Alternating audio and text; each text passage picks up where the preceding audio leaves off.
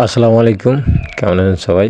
আশা করি সবাই ভালো আছেন। তো আজকে সকাল সকাল একটা সাবমার্সিবল পাম্প দেখতে চলে আসলাম। 2 ঘোড়া একটা মোটর। তো নাকি মোটরটা নাকি চালু হচ্ছে না, সকাল সকাল ফোন দিচ্ছে। যাই হোক গেলাম, যাই দেখি ইনপুটে লাইন আছে কিন্তু আউটপুটে নাই।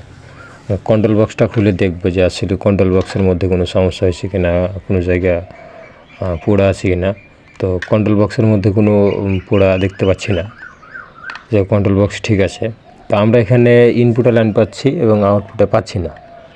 এই যে ইনপুটে পাচ্ছি, আউটপুটে পাচ্ছি না।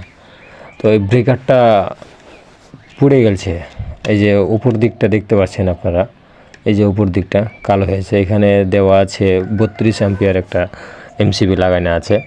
তো এই যে এই জায়গাটা কালো হয়েছে, এই জায়গায় এই এমসিবিটা পুড়ে গেছে। তো আমরা এখন এমসিবিটা চেঞ্জ করব। এই 32 অ্যাম্পিয়ার এমসিবি চেঞ্জ করে আমরা আবার সেম 32 অ্যাম্পিয়ার একটা এমসিবি লাগাবো।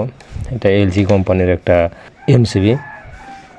তো এখানে একটা 2 হর্সের মোটরে 32 অ্যাম্পিয়ার এমসিবি লাগানো আছে, তার উপরে এমসিবিটা পুড়ে গেছে।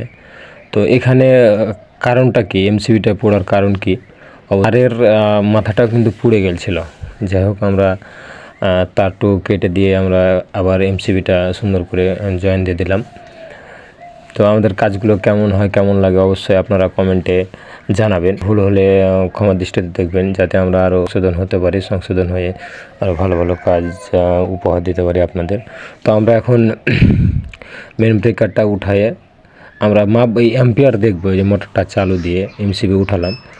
তো এখন আমরা অ্যাম্পিয়ারটা মেপে নেব কত আছে। তো আমরা ফেজ তার দিয়ে অ্যাম্পিয়ার মাপছি।